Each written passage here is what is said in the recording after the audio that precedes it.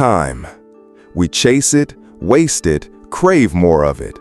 We think it marches forward, predictable. But what if your clock had already stopped? What if you were just an echo, hovering after the bell had rung? He came to me last night, the clockwork visitor. He wasn't here to take my life. He was here to tell me that I was already dead. He just came to warn me. This is what happens when your time isn't just up, it's unraveled. It was just another Tuesday night. You know how it is. I finished work, picked up a takeout, settled into the couch with some silly sitcom. My life wasn't exactly exciting, predictable, comfortable even. I wasn't expecting anything to change. I definitely wasn't expecting him. My apartment was a small place, 1 bedroom, 5th floor. Secure building, keyless entry. No way someone could just walk in. Or so I thought. I remember looking at the clock, around 7:30 p.m. I was about to grab another soda from the fridge when I felt it. A chill. Not a draft. A chill that seemed to start in my bones and spread outward. The air in the room felt thick, like static electricity before a thunderstorm. Then I heard it. A soft, precise sound of clicks. Not the clock on the wall. This was closer, like intricate machinery slowly coming to a stop. And there it was, standing in my living room, just inside the front door. The door was closed, locked, no sound of it opening. He was just there, as if he'd materialized out of thin air. My heart stopped. My takeout fell from my lap, scattering across the carpet. He was impossibly tall, dressed in a long, dark coat that seemed to absorb the light. His face, it was a smooth, pale mask, almost featureless, but for those eyes. They weren't eyes. They were tiny clock faces, glowing faintly, their hands turning at an impossible speed. And I could hear them now, distinctly. The soft, complex hum, the precise clicks and ticks, like 1,000 tiny gears grinding together. He smelled faintly of ozone and old oil. He didn't move toward me. He just stood there, perfectly still, his head tilted slightly, as if observing a fascinating specimen. And then he spoke. His voice was calm, flat, like the chiming of an antique clock.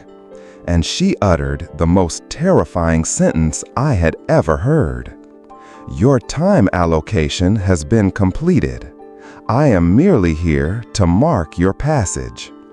My time allocation? I tried to speak. Nothing came out. I just stared at him, frozen, as his clock-like eyes stared at me, unblinking. He wasn't threatening me. He wasn't here to hurt me. He was simply stating a fact. A cold, impossible fact. My time was up. I was already dead. He didn't disappear in a puff of smoke. One moment he was there, his watchful eyes burning into me. The next, he was simply gone. The air in the room slowly warmed, the oppressive weight dissipated, but the chill in my soul, that remained. I ran to the door, checked the locks, still locked, chain on. Impossible. But the delivery splattered on my carpet, the lingering smell of ozone and oil, they were proof. He was real. And his words, "Your time allocation has been completed." The next few days were a waking nightmare. I tried to act normally. I went to work, I talked to people, but everything felt strange, like I was watching my life through thick, distorted glass. My boss, Mr. Henderson, asked me for a report I was sure I had finished. It wasn't on my desk, it wasn't on my computer, like it had never existed.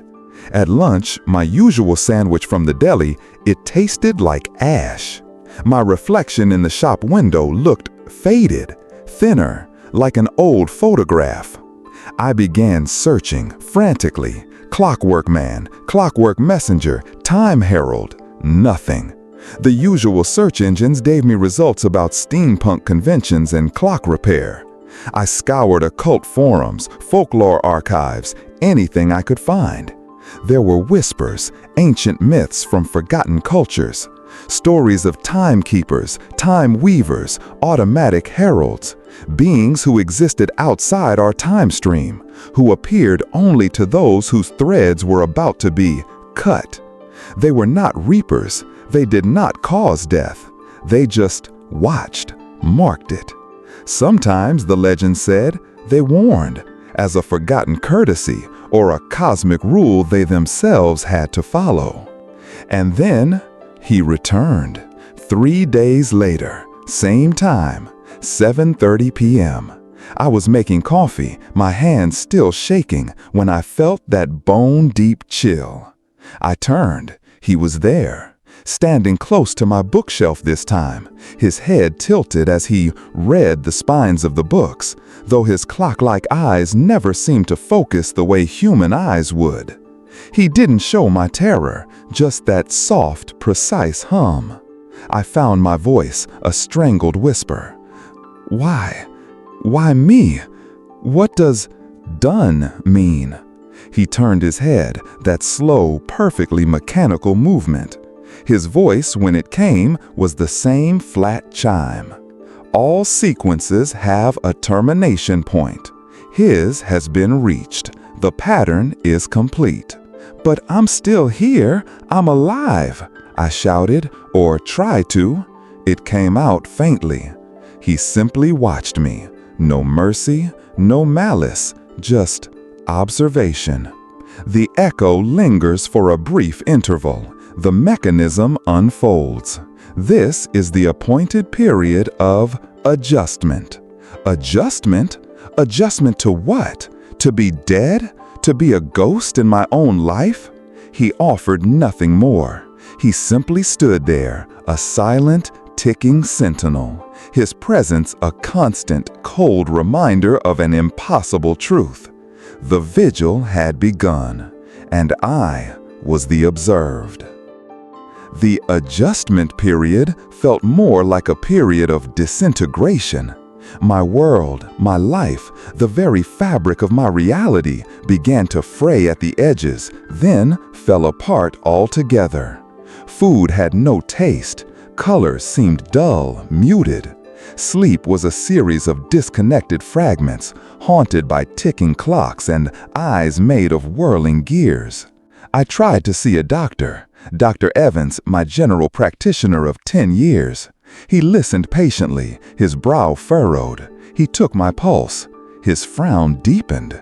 He tried again and again. "That's strange," he murmured. "I can't find a clear pulse. Your skin is also noticeably cool to the touch. Are you feeling all right?" I wanted to scream, "No, I'm not all right. A mechanical man told me I'm dead." But I just nodded, muttered something about stress. He prescribed rest. Rest. The irony was a bitter pill. My reflection had become a stranger. Sometimes it lagged a fraction of a second behind my movements. Sometimes it seemed faded, thinner. Once, I swear, for a horrible instant, I didn't see my own eyes staring back at me, but 2 tiny clock faces. I broke the mirror. The 7 years of bad luck seemed like a ridiculous joke. The mechanical visitor appeared more often now. He never knocked. He was just there, in the corner of my eye as I tried to work, sitting in my chair when I woke from a restless nap. The clicking and whirring of his inner mechanisms grew louder, more insistent, as if he were counting down, or perhaps preparing for a final act. He watched me, head tilted, those eyes full of gears turning. Sometimes he would make a comment. "The time signature is degrading as planned." Was that what I was? Just an echo? I began to lose things. Not just objects, but memories, details of my own life. What was my mother's favorite flower? My childhood best friend's last name? The answers were hazy, replaced by a cold, mechanical ticking in my head. My once familiar apartment began to feel alien. The walls seemed to move. Doors appeared where there were none, leading to nothing, just darkness. Or sometimes to intricate hallways of whirring gears and pendulums, as if I were seeing into the visitor himself. He was always there for these changes, changing. His presence was a constant torment, a reminder of my impossible state. I screamed at him, threw things. They passed right through him or stopped in midair. He was an anchor, and I was the ship, breaking apart around him. The unraveling was not just me. It was reality itself, recalibrating itself to my absence. And he, the mechanical visitor, was the one turning the key. Days, or what I perceived as days, blurred into a timeless haze of fear and disintegration. My apartment was a prison, and the clockwork visitor my silent, omnipresent guard. I stopped trying to interact with the outside world. What was the point? They couldn't see me as I truly was, a fading echo. My anger, my terror, all began to coalesce into a single burning question. Why? Why tell me? If my time was up, if the pattern was complete, why the warning? Why this prolonged torment? One night, the city lights outside my window the only clock I had left, I cornered him, or I thought I did. He stood near the broken remains of my mirror, his clock eyes reflecting the fractured glow of the city. "Why are you doing this?" I cried, my voice cracking. "If I'm dead, just let me be dead. What's the point of this farce, of this warning?" The protocols are ancient. The warning is a component of the sequence, not for altering the outcome, but for observance of the cosmic principle. Cosmic principle? What kind of sick joke is that? Are you telling me some giant, unfeeling machine in the sky has rules about being polite to the dead? Is this some kind of cosmic severance package? My laughter was brittle, bordering on hysteria. Understanding is not a prerequisite for membership. The mechanism requires that the echo be aware of its own dissipation. It is a balancing factor, a closing of accounts. Balancing factor? Closing of accounts? It sounded like an audit from hell. He spoke of the great wheel, the unwinders, the harmony of termination. All these grand and terrifying concepts that meant nothing to me, a dying man in a decaying apartment. He explained in his cold, precise way that my time signature had to disappear properly, without undue resonance or chaotic decay.